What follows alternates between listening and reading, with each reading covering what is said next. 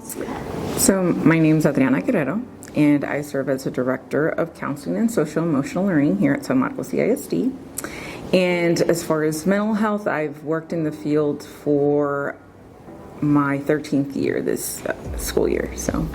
So youth that engage in social media, at least 3 hours or more, that can really impair their executive functioning. But my concern more so is their anxiety. It can increase some of those feelings or even loneliness, in that they rely on that for communication and social outreach, whereas they do not always get that in person. And so it just becomes something that they can fixate over, as well as just having that exposure that may not be realistic. And I've noticed within our own community that it really does impact their mental health wellness. So whether it's anxiety, depression, and again, that socialization piece has increased over the years.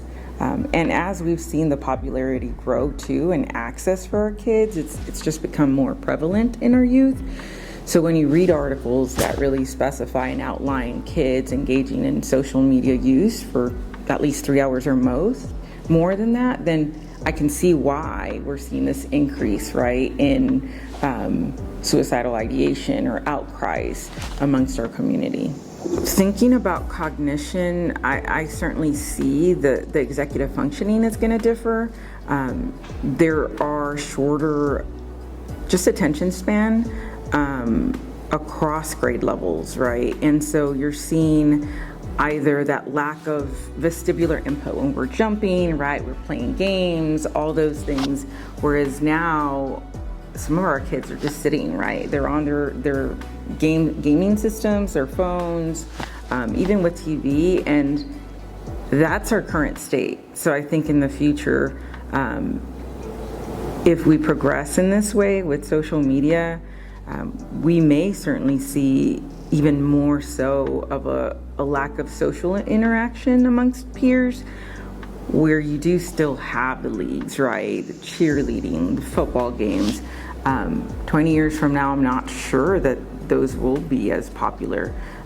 The craze is, TikTok and making videos and self-care, but again, everything in more of a virtual sense versus seeking that interaction that cannot really be mirrored with social media. So I hope I'm wrong, but with how things have gone thus far, I think it's a progression, whereas there's more comfort within our youth when it comes to social media, right? They prefer it, they seek it out, they even become addicted and feel like they have to have it with them at all times. And so disconnecting is not as much of an option because it's not natural to them.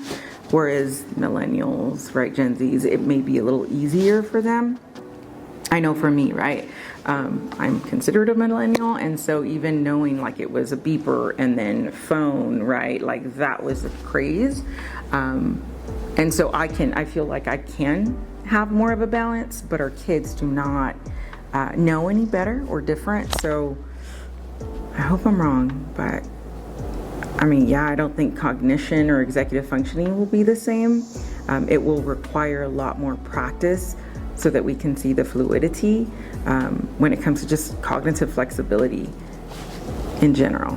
There is less of a stigma when it comes to mental health, conversations, outcries, seeking help. And so I do very much appreciate that piece.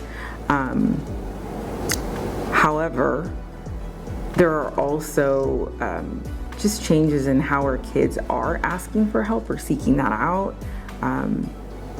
It can also look very much the opposite, where it's just an over usage of certain words, just to get attention, etc. And although that's a social maladjustment, it's still a form of asking for help. So it could also translate to something positive. However, it is a little more normalized at times with our kids making statements or saying phrases like KMS, etc. And so kids may, again, assume that that is okay and that is a norm due to what they see on social media.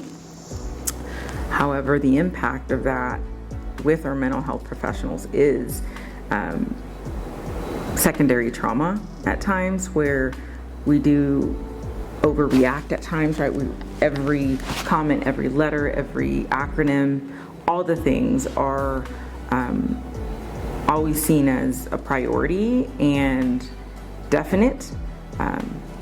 So I think we're going to certainly see staff tire more frequently, as well as rely on multiple data sources to gather intel to find out if there are concerns. I know currently that's what it looks like for me with our anonymous bullying reporting system, as well as our light speed alerts, which are how we, again, monitor the use of technology for our students. So even over the Thanksgiving break, I was making calls to parents and anything that I would see on my end.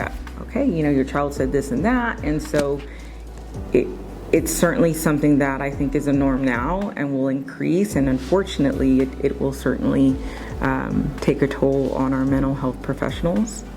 However, focusing on the protective factors, I think are really gonna go a longer way and help our kids. They recognize the need for family time, for engagement.